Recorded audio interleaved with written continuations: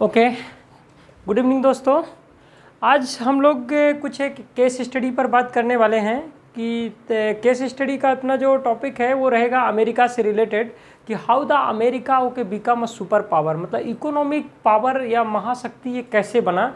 इस पर हम लोग थोड़ा जानने की कोशिश करेंगे। आज उस पर रिसर्च किया गया है कि देखते हैं कि ये केस स्टडी के पूरा आपको पता चलेगा कि ये कैसे महाशक्ति बना, मतलब इकोनॉमिक पावर कैसे बना जो कि पूरे विश्व की टोटल जीडीपी का 24% कंट्रीब्यूट करता है। और अभी के टाइम पे विश्व में सबसे ज़्यादा जो इसकी इकोनॉमी है वो $20 ट्रिलियन है। कितनी है?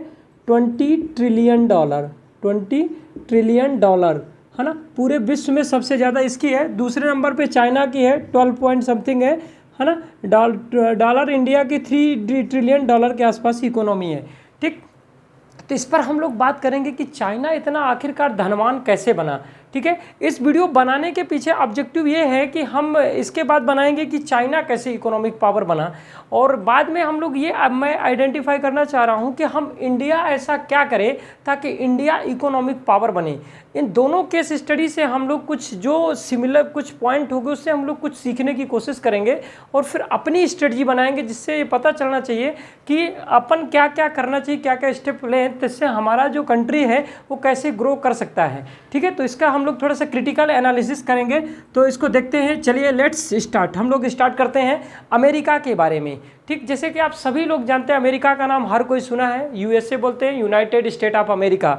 ठीक, तो इसको थोड़ा सा समझ लेते हैं कि पूरे अमेरिका है क्या, ग्राउंड में अमेरिका कहाँ है, विश्व में उसकी पोजीशन किधर है, उसके आगे पीछे क्या है, कौन कौन से देश हैं। तो इसको ध्यान से समझिएगा।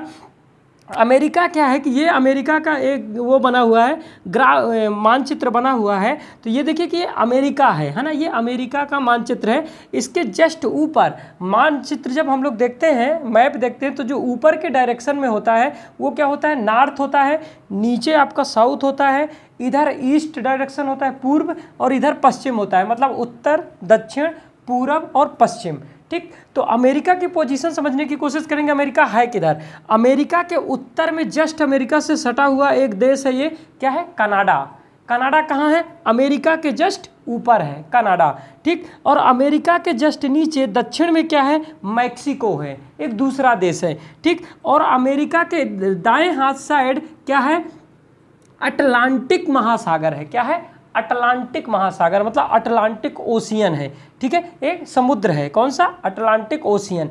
ठीक, और इधर साइड जब देखेंगे बाएं हाथ तरफ तो यहाँ पे क्या है? पैसिफिक ओशियन है। ठीक, यहाँ पास क्या है? ये थोड़ा सा कनाडा के बगल में, यहाँ पे क्या है? कनाडा के बगल में अलास्का है ना। ये पहले रसिया का पार्ट हुआ करता था, और 1867 में इसको क्या किया था? यूएस ने इसको खरीद लिया था। ठीक, तो ये ओवरऑल क्या है कि अमेरिका की वो है कि पोजीशन है कि अमेरिका कहाँ है। ठीक, जब हम लोग स्टार्ट करेंगे दोस्तों, आपको पता चलेगा कि अमेरिका में जैसे स्टार्टिंग में क्या हुआ था कि अमेरिका की स्टार्टिंग में जो यूरोपीय देश थे, तो बेसिकली जो 4 देश थे आपका, ब्रिटेन हो गया, फ्रांस हो गया, और पुर्तगाल हो गया, और स्पेन हो गया। ये चारों देश हर एक पूरे विश्व में क्या करके रखते थे, हर जगह अपना जाके टेरिटरी बना लेते थे, वहाँ रहने लगते थे, है ना, और अपना कब्जा जमा लेते थे, और वहीं से वो व्यापार करते थे, लोगों को क्या करते थे, जैसे गुलाम करते थे। हालांकि ऐसा बहुत सा कोई देश छूटा नहीं है जिस पर इन लोगों ने, मैक्सिमम देशों पर इन लोगों क्या किया है, अपनी सत्ता स्थापित की है। उसका परिणाम क्या है? हमारा इंडिया भी रहा, है ना। वो चीज़ें आप सभी लोगों को पता है। तो इसके इन लोगों ने क्या किया, हर जगह इसी तरह से ये जो देश था अमेरिका जब बना, तो यहाँ पास भी इस आइलैंड में भी इन लोगों ने क्या अपना क्या था? कब्जा था। ठीक है, सभी ने अपनी अपनी जगह स्थापित किया। बाद में क्या हुआ कि इन आपस में ही ब्रिटेन और फ्रांस, ये दोनों शक्तिशाली थे, तो आपस में ही एक दूसरे के लिए क्या करते थे? झगड़ते रहते थे। तो यही सेम प्रोसीजर यहाँ भी हुआ। जब अमेरिका की ज़मीन में ये दोनों अपना कब्जा किए होते तो आपस में झगड़ गए। कुछ क्या हुआ कि कुछ लोगों ने इनको क्या किया? सपोर्ट किया, ब्रिटेन वालों को। जब ब्रिटेन को सपोर्ट किया तो ब्रिटेन को जो लोग सपोर्ट करेंगे तो ब्रिटेन में यहाँ अमेरिका में जाके बहुत सारे अफ्रीकन लोग भी जाकर यहाँ पर बसते, बाहर के लोग आकर के आते थे, बसते थे वहाँ पे सेटलर्स लोग, ठीक है। तो इन्होंने क्या किया कि फ्रांस चलो हार गया क्योंकि यहाँ के लोकल लोगों ने इनको क्या किया, सपोर्ट किया, ठीक। अब हारने के बाद क्या होता है कि ये जिन लोगों ने सपोर्ट किया था उनने क्या किया कि ब्रिटिशर्स ने सोचा कि इनको हम लोग थोड़ा सा कुछ स्पेसिफिक चीज़ें दें, कुछ अधिक अधिकार दे दें, है ना। तो उससे क्या हुआ कि वहाँ के लोगों में ही क्या हो गया, मतभेद पैदा हो गया, है ना। और लोगों ने क्या किया कि जो ब्रिटिशर्स थे उनका विरोध करना चालू किया कि अब हमको आज़ादी चाहिए, ठीक है। तो इनको आज़ादी मिली अमेरिका मतलब जो था, तो कब मिला, 4 जुलाई 1776 को, ठीक। 4 जुलाई 1776 को क्या किया गया, इसको आज एक स्वतंत्र देश घोषित कर दिया गया।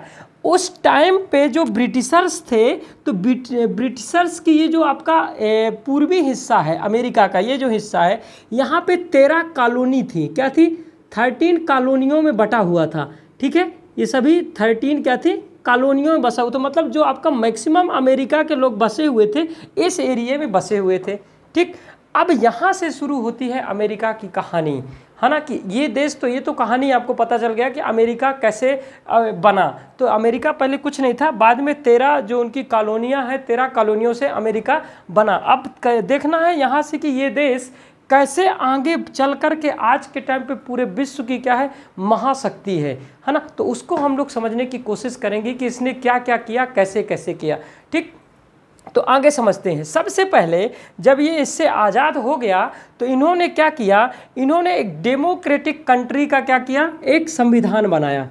क्या, कैसा संविधान बनाया, डेमोक्रेटिक कंट्री घोषित किया। क्या किया, डेमोक्रेटिक कंट्री घोषित किया अपने आप को। डेमोक्रेसी मतलब जहाँ पे जनता का शासन होगा, मतलब जनता की सुनी जाएगी, जनता के ऊपर किसी का अधिकार नहीं रहेगा कि अननेसेसरी। एक होता है जैसे कम्युनिस्ट देश होता है, कम्युनिस्ट पार्टी और एक डेमोक्रेटिक पार्टी। तो कम्युनिस्ट जहाँ सत्ता होती है, चाहे जैसे चाइना हो गया और आपका क्या बोलते हैं उसको, नॉर्थ कोरिया हो गया, है ना, आपका रसिया हो गया, तो यहाँ पे क्या है, हम कम्युनिस्ट शासन है, मतलब वहाँ का जो प्रधान है, कौन प्रधान, जो भी, चाहे वहाँ का राष्ट्रपति हो चाहे जो भी है, तो उसके हिसाब से ही पूरी की पूरी चीज़ें ऑपरेट होंगी। जो लोग बोलेंगे वही आपको मानना पड़ेगा, अगर आप नहीं मानोगे तो आप पर एक्शन ले लिया जाएगा, ठीक है। लेकिन जो डेमोक्रेटिक कंट्री होती हैं वहाँ पे क्या किया जाता है, जनता के द्वारा क्या किया जाता है, सरकार बनाई जाती है। वहाँ का जो राष्ट्रपति होता है तो जनता उसको सेलेक्ट करती है, जैसे अपने कंट्री में होता है, चुनाव होता है, आप लोग चुनाव वो करते हैं, सेलेक्ट करके ऊपर तक भेजते हैं। तो ये क्या है, डेमोक्रेटिक कंट्री, जहाँ जनता के द्वारा चुना जाता है ना, और जनता के लिए हिसाब से वो काम करता है। हर बार 5 साल में क्या करते हैं, चुनाव होता है, नहीं काम करता चेंज कर दो, कोई दिक्कत नहीं, उसको हटा दो। लेकिन जो कम्युनिस्ट देश है वहाँ ऐसा नहीं होता। तो सबसे पहला स्टेप यही हुआ कि उन्होंने क्या किया, डेमोक्रेटिक कंट्री की घोषणा की कि यहाँ जनता का शासन है, ठीक।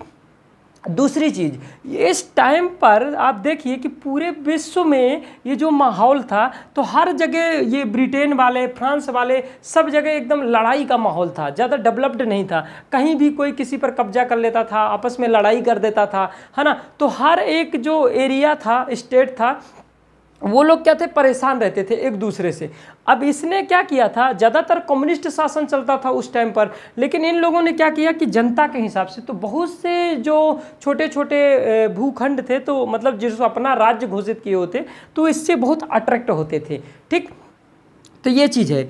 दूसरा चीज़ कि यहाँ तक जब ये पहुँचा था, डेमोक्रेटिक कंट्री की स्थापना की, ठीक। दूसरा चीज़, धीरे धीरे, मतलब एक इम्पॉर्टेंट टॉपिक यहाँ से ये इसका निकलेगा कि इसने क्या किया कि एक stable political system, stable political system, मतलब एक स्टेबल पॉलिटिकल सिस्टम इन्होंने बनाया। किसी भी देश को अगर तरक्की करना है ना, किसी भी देश को, चाहे वो कोई भी हो, तो वहाँ पे सबसे इम्पॉर्टेंट है कि वहाँ का जो पॉलिटिकल सिस्टम है ना, जो आपके राजनीतिज्ञ लोग हैं, पॉलिटिकल, ये नहीं कि रोज़ वहाँ चुनाव हो रहा है, वो क्या होना चाहिए, स्टेबल होना चाहिए। वहाँ की सरकार स्टेबल होनी चाहिए, है ना, तभी वो कुछ लॉन्ग टर्म में कुछ विजन बना के कुछ कर सकती है। अगर सरकार अस्थिर है कि कभी भी पाकिस्तान की तरह कभी भी सरकार चेंज हो गई, है ना, कभी भी उसका जो कमांडर है, आर्मी चीफ है, उसको अपने हाथ में ले लिया, जैसे भी म्यांमार म्यांमार वगैरह में हो जाता है, मालदीव में हो जाता है। तो वहाँ पे क्या है, सरकार अनस्टेबल है। सरकार को क्या होना चाहिए, स्टेबल होना चाहिए। अगर सरकार आपकी स्टेबल है तो आप समझिए कि आपके जो आप दूर तक ग्रोथ करेंगे। अमेरिका के सबसे इंपॉर्टेंट यही कारण था, वहाँ की सरकार क्या थी, स्टेबल थी, है ना, क्योंकि उन्होंने क्या किया था, एक संविधान के हिसाब से सरकार को चला रहे थे, ना कि किसी तानाशाह के दिमाग से चलाई जा रही थी। ठीक। दूसरा चीज़, फिर क्या होता है, जब ये लोग यहाँ पे अपने उसकी स्थापना कर लिए तो अब इन्होंने क्या किया कि धीरे धीरे अपने आप को इसको डेवलप करना चालू किया, है ना। और लोग क्या हुए कि जो बाकी छोटे छोटे इसके आइलैंड्स जैसे टेक्सास वगैरह हो गया, इसके नीचे मैक्सिको है, ऊपर कनाडा है, तो बहुत सारी धीरे धीरे इसने क्या किया कि लोग वहाँ पे हैप्पी रहते थे, खुश रहते थे, तो उन्होंने काम किया और धीरे धीरे विस्तार करना चालू किया। तो अमेरिका ने दूसरा चीज़ क्या किया, दूसरा काम इसने क्या किया, territory expansion, territorial expansion, territorial expansion, मतलब अपने भूखंड को क्या किया, विस्तार किया। ठीक है, मतलब उसने अपने एरिया का क्या किया, विस्तार किया। एरिया का विस्तार कैसे किया, ध्यान से समझिएगा। जब उस टाइम पे लोग क्या करते थे कि ज़्यादातर युद्ध में वो रहते थे, लीन रहते थे, तो उन लोगों के पास पैसा तो नहीं रहता था। तो अमेरिका क्या करता था, डेमो कंट्री था, तो अपना मेहनत करके जो भी करते थे इंडस्ट्रीज के पैसे से उनको धीरे धीरे अपने ग्रुप में मिलाना चालू करता था और चीज़ों को क्या करता था, खरीदता जाता था। ठीक है, इस तरह से उसने क्या किया, अपने एरिया को, जैसे उसने टेक्सास को खरीदा था, है ना, 1846 में। इसी तरह से उसने आपके मैक्सिको से उसको खरीदा था, कैलिफोर्निया को खरीदा था, है ना। तो ये सब चीज़ें क्या किया था उसने, उसको अपने जो टेरिटरी थे उसको क्या किया था, एक्सपॉन्ड किया था। जैसे उसने क्या किया था कि 1867 में अलास्का को खरीद लिया था। ठीक है, इसी तरह से पैसिफिक ओशियन में, हवाई वगैरह में क्या कर लिया, कब्जा कर लिया। ठीक है, क्यूबा में कर लिया। ठीक है, इस तरह से बहुत जगह अमेरिका, ऐसा नहीं है कि अमेरिका बहुत मतलब वो है कि दूध का धुला है। जब उसने भी क्या किया है कि कहीं ना कहीं जैसे जैसे ये धीरे धीरे बढ़ता गया, आगे जाता गया, तो उसने भी चीज़ों को क्या किया, अपने एरिया का विस्तार किया, जो कि सभी लोग करते हैं, लेकिन सबका एक अपना अपना अप्रोच होता है। इसने क्या किया, प्यार से किया, है ना, जो कि लोगों की सहमति से किया। आज के टाइम पे अमेरिका कर रहा है, वो चाइना कर रहा है, तो लोग क्या बोल रहे हैं कि चाइना उसको क्या कर रहा है, उसको लोन के ट्रैप में फंसा रहा है ना। कर वो भी यही सेम चीज़ रहा है, वो भी अपना एक्सपांसन ही कर रहा है, लेकिन वो लड़ाई झगड़ा करके कर रहा है ना, लोगों को ज़बरदस्ती एरिया में कब्जा कर ले रहा है ना, अपनी आर्मी भेज दे रहा है, जितने भी उसके 13 देशों के साथ बॉर्डर है सबके साथ उसका डिस्प्यूट चल रहा है ना। तो ये इसकी एक गलत अप्रोच है। अमेरिका ऐसा नहीं करता था, वो उसके साथ क्या करता था, बोलता था कि तुम हमारे साथ मिल जाओ, है ना, और हम आपके साथ हैं, और हम अगर कोई आप पर हमला करेगा, जैसे नाटो के उसने किया, तो उसके फेवर में हो गए। ठीक है, इसी तरह से उसने क्या किया, इसके अपने एरिया का विस्तार किया। तीसरी इंपॉर्टेंट चीज़ है, उसने उसके मिनरल रिच मतलब रिसोर्सेस। चौथी चीज़ रिसोर्स मतलब मिनरल्स, है ना। मिनरल्स में जैसे आपका ऑयल हो गया एंड गोल्ड हो गया, है ना। तो लगभग ऑयल का रिजर्व इसने, जब अमेरिका में क्या हुआ कि जब रसिया ने इसको बेच दिया, किसको, अलास्का को, तो रसिया को ये पता होना चाहिए था, इसको अलास्का को जब इसने खरीदा, उसमें क्या बोलते हैं $7 मिलियन के आसपास खरीदा था जब इसने, लेकिन बाद में इसको अलास्का से इतना सारा मिनरल्स मिला वहाँ पे, है ना, ऑयल मिला, गैस मिला, गोल्ड मिला, ये सब चीज़ें, है ना। तो वो क्या हो गया, मिनरल रिच कंट्री हो गई। ठीक है, क्या हुआ, अमेरिका को यहाँ से बहुत सारे मिनरल्स मिले। ऑयल रिजर्व अभी आज के टाइम पे अमेरिका के पास 238 million metric ton, million barrel, इतने बैरल इसके पास अभी ऑयल का रिजर्व है। लगभग 1115 टन ऑफ गोल्ड रिजर्व है। ठीक है, जो कि दुनिया में सबसे ज़्यादा हैं, 11,000 है, 11,050, है ना, 11,000 के आसपास क्या है इसके पास टन रिजर्व है सोने का। ठीक, तो उसको कहाँ से मिला, उनको इन्हीं सब चीज़ों से मिला। ठीक है, तो उसने क्या किया, पहली बात तो अपना सरकार को स्टेबल रखा। दूसरी चीज़ उसने क्या किया, जहाँ जहाँ उसको मिनरल्स मिलते गए तो उसने उस पर क्या किया, उसका भरपूर इस्तेमाल किया। और तीसरी चीज़ उसने क्या किया, अपना डिप्लोमेटिक, सबसे इम्पॉर्टेंट चीज़ जो रिलेशन है दूसरे देशों के साथ डेवलप किया।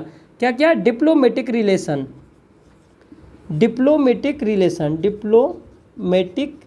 रिलेशन डेवलप किया, ठीक है, जिससे उसने क्या किया, इससे ये हुआ अपनी मार्केट को ओपन रखा, तो अपने उससे क्या हुआ कि अपने जो सामान था उसको विदेश सभी जगह क्या कर पाया, बेच पाया, ठीक। तो इससे भी इसको क्या हुआ, अमेरिका को बहुत सारा नेटवर्क अच्छा होगा, फ्रेंडली, लोगों को लगा फ्रेंडली कंट्री है, तो उससे उन लोगों ने क्या किया, व्यापार किया, ठीक। नेक्स्ट चीज़ क्या हुआ कि जब वर्ल्ड वार सेकंड वो हुआ, फर्स्ट और सेकंड में हुआ, तो अमेरिका ने यहाँ पे क्या किया, इसने बहुत से, इसका अपॉर्चुनिटी की बात होती है, अमेरिका ने इस पर क्या किया, नुकसान थोड़ा बहुत हुआ लेकिन प्रॉफिट इसको बहुत हुआ, क्योंकि इसने यहाँ को एक अवसर के रूप में उसको लिया और अपने वेपन्स को इसने यहाँ पे क्या किया, सेल किया। क्या सेल किया, वेपन्स को सेल किया, बहुत सारे वेपन्स को इसने क्या किया, सेलिंग की। तो यहाँ से भी अमेरिका क्या किया, खूब पैसा कमाया, ठीक है, वेपन को क्या कर करके, सेल करके, ठीक। ऑयल फील्ड की जब डिस्कवरी हुई आपके इधर मिडिल ईस्ट में, है ना, तो वहाँ भी उसने क्या किया, सातवां ऑयल की जब डिस्कवरी हो गई तो वहाँ भी उसने अपने रिलेशन को क्या किया, डेवलप किया। सऊदी अरब को बोला कि उसने बड़ा एक मतलब फोरकास्टिंग उन लोगों की गजब की थी, सऊदी अरब को बोला कि आपके आसपास जो सभी जगह है तो वहाँ पे तो ऑयल मिल रहा है और प्रचुर मात्रा में है, तो उसने सऊदी अरब से एक वो किया, ट्रीटी किया कि हम आपको सुरक्षा प्रदान करेंगे। कौन सी सुरक्षा प्रदान करेंगे, आपको मिलिट्री पावर से, कोई देश आप पर आक्रमण नहीं करेगा, बशर्ते आप एक काम करिए, जितना भी विश्व आपसे ऑयल परचेज करेगा तो आपको उनको ये कहना है कि हम जो ऑयल परचेज करेंगे वो किस में करेंगे, हम लोग करेंगे डॉलर में करेंगे, और अगर आप ये काम करेंगे तो क्या होगा, हम आपको सुरक्षा प्रदान करेंगे। वो बात उसको जम गई और इस चीज़ को देखते हुए पूरे विश्व में इसके डॉलर की क्या हो गई, वैल्यू बढ़ती गई, है ना। और जब ये दौरान चल रहा था, ये एरिया चल रहा था, युद्ध का माहौल रहता था, है ना, 1945 के पहले, तो उस टाइम पे लोगों ने देखा कि जो यूरोपियन कंट्री थी, है ना, तो उनके तो वो तो दो बार युद्ध लड़ चुके हैं, है ना, वर्ल्ड वार 1 और वर्ल्ड वार 2, तो वो लोग क्या है, युद्ध लड़ के वो लोग की करेंसी ऑलरेडी बहुत डाउन चली गई थी और वो लोग खुद ब खुद इतने गरीब हो गए थे, है ना, चाहे वो ब्रिटेन हो, चाहे जर्मनी हो, चाहे फ्रांस हो, इन लोगों को भी अमेरिका ने खूब लोन बांटा, है ना। अमेरिका की चतुराई यहाँ से शुरू होती है। तो इस तरह से अमेरिका का जो उसने पैसा कमाया, तो कहाँ से पैसा कमाया, पैसा उसने कमाया ऑयल से, है ना, गोल्ड से, अपने व्यापार को बढ़ा करके, है ना, और नेक्स्ट चीज़ किससे किया, और जो चीज़ ये लोग इनोवेशन करते थे, इन सब चीज़ों को क्या किया, पूरा जहाँ से पैसा किया, वेपन को सेल करके कमाया, है ना, इस सब को इसने क्या किया, पैसे का सही यूटिलाइजेशन किया और इंफ्रास्ट्रक्चर को डेवलप किया। किसको डेवलप किया, इंफ्रास्ट्रक्चर डेवलपमेंट में खर्च किया, इंफ्रास्ट्रक्चर डेवलप किया। इंफ्रास्ट्रक्चर डेवलपमेंट के अंदर क्या क्या चीज़ आता है, आपका रोड कनेक्टिविटी, दूसरा रेल कनेक्टिविटी, एयर कनेक्टिविटी, है ना, और ये सभी चीज़ें ये बहुत फास्ट कर दिया, मतलब ट्रांसपोर्टेशन को क्या किया, बहुत फास्ट कर दिया, है ना। और दूसरा चीज़ क्या किया, इसने रोड लाइट की व्यवस्था की, मतलब इलेक्ट्रिक पावर, है ना। नेक्स्ट चीज़ किसका किया, ह्यूमन रिसोर्स की, मतलब R&D, रिसर्च एंड डेवलपमेंट का काम किया, इनोवेशन पर फोकस किया और बहुत अच्छी क्या किया, इंसेंटिव स्कीम लॉन्च किया। मतलब अगर आप इनोवेशन करोगे तो हम क्या करेंगे, आपको इंसेंटिव देंगे, और ये अच्छी एक कहावत है कि इंसेंटिव अगर अच्छा मिलता है ना तो वो किसको जन्म देता है, इनोवेशन को जन्म देता है। तो जहाँ जहाँ भी इनोवेशन होता है, टेक्नोलॉजी आज देख लीजिए, अमेरिका की वर्ल्ड क्लास टेक्नोलॉजी प्रोवाइड कर रहा है ना। तो उसने क्या किया, इस चीज़ को रख के एक इंफ्रास्ट्रक्चर माहौल क्रिएट किया कि पूरे विश्व की सभी जो लोग हैं और जो हायर टैलेंट है ना, तो वो उसके और वहाँ पे आए, अमेरिका में रहे और अमेरिका के लिए काम किए। मेरा आप लोगों से क्वेश्चन है कि हमारे इंडिया में इतने टैलेंटेड लोग हैं, चाहे आप नासा के लोग, नासा में देखिए 34%, है ना, वहाँ डॉक्टर है 36%, है ना, आप गूगल का CEO देखिए, है ना, अमेजॉन का CEO देखिए, है ना, माइक्रोसॉफ्ट का देखिए, सब इंडियन है। तो इतना जो हमारे इंडिया का बेस्ट ब्रेन है सब अमेरिका में ही काम कर रहा है। इवन इंडिया बस का बेस्ट ब्रेन नहीं, वर्ल्ड के किसी भी कोने का बेस्ट ब्रेन होगा ना, अमेरिका उसको क्या कर ले रहा है, हायर कर ले रहा है। मतलब वो क्या कर रहा है, इसको क्या कर रहा है, क्वालिटी की वैल्यू दे रहा है। है ना। ऐसा इंफ्रास्ट्रक्चर उन लोगों को दे रहा है कि वो अपना देश छोड़ के उसके देश में काम कर रहे हैं। और अमेरिका के इससे क्या हो रहा है, अमेरिका क्या कर रहा है, अमेरिका डेवलप कर रहा है, नई नई चीज़ें ये कर रहा है। तो इस तरह से अमेरिका ने क्या किया, बहुत सारा पैसा कमाया, है ना। नेक्स्ट अब क्या हो रहा है कि 1945 के बाद की जो कहानी है इसकी कुछ अलग है। 1945 से यहाँ पास देखिए, अमेरिका की पॉलिसी को समझने की बहुत ज़रूरत है। अभी तो आप लोगों ने यहाँ तक देख लिया कि अमेरिका ने क्या क्या काम किया, है ना। उसकी स्ट्रेटजी को देखते जाइए और समझते जाइए। 1945 में हमेशा जब भी कभी दोनों वर्ल्ड वार हुए हैं, आप देखिएगा कि अमेरिका दोनों में लेट एंट्री किया। जब उसको ये लगा कि अब कंडीशन मेरे क्या है, कंट्रोल में है, मैं इसको क्या कर सकता हूँ, जीत सकता हूँ, है ना, और इस पर मैं इंटरफेयर किया, तो लोग उससे क्या होते गए, जुड़ते गए, ठीक है, धीरे धीरे, क्योंकि वो डेमोक्रेसी को अडॉप्ट किया। 1945 में बहुत ही ध्यान से समझिए, यहाँ पे इनकी जो पॉलिसी है, पॉलिसी बहुत इंपॉर्टेंट रोल प्ले करती है कि आपका देश या आप कहाँ तक जाएंगे, है ना। पॉलिसी को ध्यान में देखिए, यहाँ पर क्या किया गया, यूएन में, यूएन की वो की गई क्या, है ना। 1945 में के आपका जब वर्ल्ड वार ख़त्म हुआ तो यहाँ पे यूएन का गठन किया गया, यूनाइटेड नेशन का, यूनाइटेड नेशन ऑर्गेनाइजेशन का, ठीक है। इसी से संबंधित क्या किया गया, वर्ल्ड बैंक बनाया गया, है ना, कि पूरी दुनिया को क्या किया जाएगा, हम जो गरीब देश होंगे उनकी मदद करेंगे, है ना। आईएमएफ किया गया, इंटरनेशनल मॉनेटरी फंड, आईएमएफ बनाया गया, ये सब अमेरिका में बनाए गए, ठीक है। और लोगों ने क्या किया, दूसरे देश ने, कि अपनी करेंसी पर बोले कि हमारी करेंसी तो कुछ भी हो सकती है, लेकिन उन्होंने क्या किया कि बोला अमेरिका करेंसी स्ट्रांग है, डॉलर को ले लेके बहुत तवज्जो दिया, उसको खरीद कर रख लिया, है ना। तो उसने क्या हुआ कि लोग, उसकी जो डॉलर की वैल्यू है बढ़ गई, है ना। तो यहाँ पास क्या किया इसने, वर्ल्ड बैंक और आईएमएफ की भी स्थापना की, है ना। और इस तरह से सभी देशों के ऊपर ये पैसा, जब इसके पास, सभी तो लड़ाई में बिजी थे, ये लड़ाई में बिजी नहीं था, तो इसने क्या किया, इनको चलाने के लिए सबसे ज़्यादा फंड यही देता है, इसलिए इसका वर्चस्व सबसे ज़्यादा इनमें किसका रहता है, इसकी बात को इस पर माना जाता है, ठीक। नेक्स्ट चीज देखिए, इसने क्या किया कि पूरी दुनिया को कनेक्ट करने के लिए इसकी पॉलिसीज में इसने स्विफ्ट सिस्टम बनाया कि पैसे का जो लेन देन होगा, है ना, वो क्या होगा, डॉलर के थ्रू होगा, इस सिस्टम से होगा। जो व्यापार होगा वर्ल्ड वाइड वो क्या होगा, इसके द्वारा होगा, ठीक है। तो ये सब चीज़ों से इसकी स्ट्रेटजी से पता चलता है कि हमें ये काम करना पड़ेगा, ठीक है। तो ओवरऑल इसका कंक्लूजन ये हुआ कि अमेरिका ने कैसे कैसे अपने आप को डेवलप किया, उसने सिचुएशन के हिसाब से उसकी फोरकास्टिंग गजब की थी। पहले क्या किया उसने कि अपनी सरकार जो बनाई वो स्टेबल रखा, है ना, कम्युनिस्ट नहीं रखा, ताकि लोगों को अपने देश से क्या रहता है कि प्रेम रहता है, क्योंकि उसको फ्रीडम रहती है ना, वो अपने हिसाब से जीता है, उस पर ज़बरदस्ती प्रताड़ित नहीं किया जाता है, तो वो क्या करता है, मन से काम करता है, ठीक है। दूसरी चीज़ क्या किया उसने, पूरे के पूरे टेरिटोरियल जो थी, उसकी टेरिटरी थी, उसको उसने एक्सपांड किया, ठीक है। क्या किया, एक्सपांड किया, और चीज़ों को खरीदता गया, है ना। पहले से उसकी फोरकास्टिंग थी यहाँ पे मिनरल्स मिलेंगे, मिनरल्स मिलने के बाद उसने क्या किया, बाकी देशों को अपने ऊपर डिपेंडेंट बना लिया। जितने भी यूरोपियन कंट्री हैं सबको अपने क्या कर लिया कि बोला कि भाई रसिया बहुत ताकतवर है और ये यूएसएसआर है, ये आप लोगों को मारेगा, आप छोटी गरीब कंट्रियां हैं, उसके लिए उसने नाटो की स्थापना कर ली मिलकर, है ना। ये नाटो की स्थापना होने से इन लोगों को ये लगा कि ये हमारी रक्षा करेगा, है ना, अमेरिका हमको बचाएगा, हम एकजुट हो जाएंगे।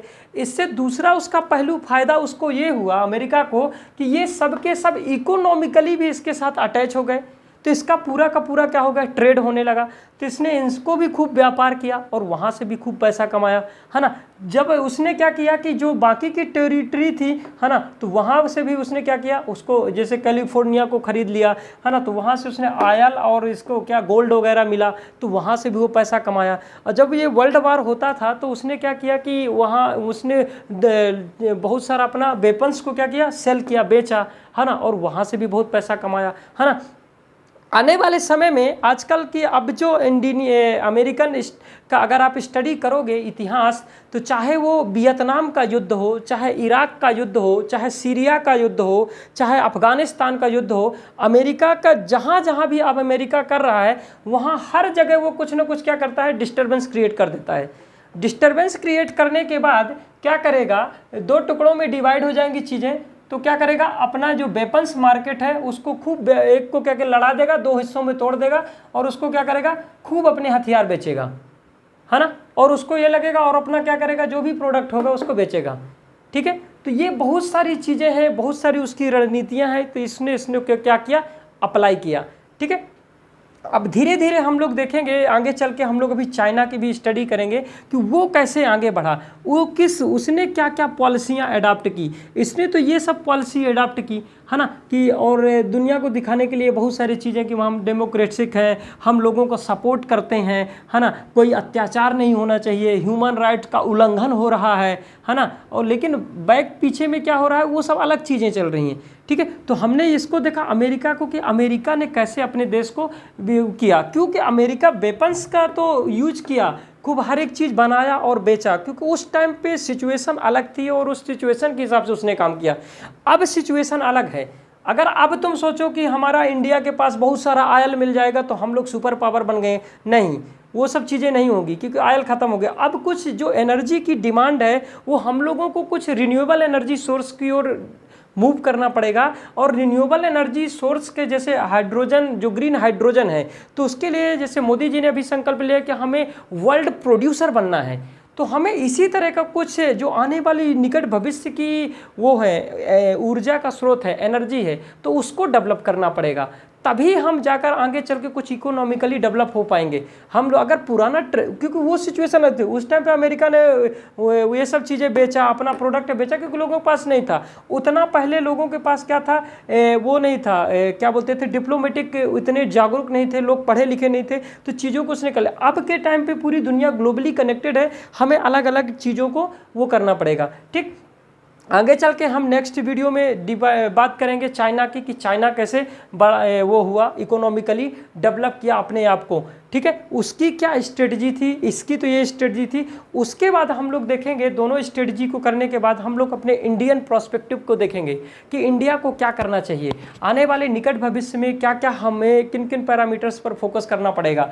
ठीक है, तो ये ओवरऑल आपका पूरा अमेरिका की कहानी थी कि अमेरिका इस तरह से किया, और आजकल कहीं भी कुछ भी होता है तो अमेरिका का इंटरफेयर वर्ल्ड वाइड हर जगह रहता है। ठीक है, इवन बहुत सारी चीज़ों पर अमेरिका क्या कर दे रहा है, सैंक्शंस लगा दे रहा है। ठीक है, पहले रसिया उससे आगे निकल रहा था तो रसिया को तोड़ दिया, है ना, यूएसएसआर को तोड़ दिया। अब अगर क्या करा, अब चाइना आगे निकल रहा है तो चाइना उसका क्या हो गया, दुश्मन हो गया, क्योंकि चाइना को बढ़ने नहीं दे रहा। निकट भविष्य में अगर कोई भी देश अगर तरक्की करेगा तो ये जरूर उस पर अड़ंगा लगाएगा, है ना। अगर अमेरिका भी आगे बढ़ेगा, इंडिया भी बढ़ेगा, तो आने वाले निकट भविष्य में बिल्कुल हम नहीं कह सकते कि अमेरिका उस पर क्या करे, उसका विरोधी ना बने, है ना। तो ये इतिहास को, हर एक चीज़ को एनालिसिस करते चलना है कि क्या हो रहा है, फिर वर्ल्ड वाइड। लेकिन हम लोग तो दूसरी दुनिया में ही खोए रहते हैं, है ना, अंड बंड चीज़ें देखेंगे, जो काम की चीज़ उस पर तो दिमाग ही नहीं जाता है। फालतू की चीज़ों में हमारे यूथ हैं तो उनको समय ही नहीं है कि कुछ इंटरनेशनल चीज़ों को देखें, समझें कि क्या कर सकते हैं। ठीक है, चलिए कोई बात नहीं है, फर्दर चीज़ों में हम लोग देखेंगे और डिस्कस करेंगे। धन्यवाद। आप लोगों से गुजारिश है कि आप चैनल को लाइक करें, सब्सक्राइब करें और दोस्तों के साथ शेयर करें, है ना। और मुझे ये चीज़ ज़रूर बताएं कि क्यों इंडियन जो टैलेंट है क्यों बाहर जा रहा है, इंडिया में क्यों नहीं आ रहा है ना। इसके लिए आप लोग मुझे कमेंट करिए कि क्या कारण है, उनको कैसे रोका जा सकता है ना, जो कि अपने देश के लिए ही काम करें। ओके, जय हिंद, जय भारत, थैंक यू, धन्यवाद।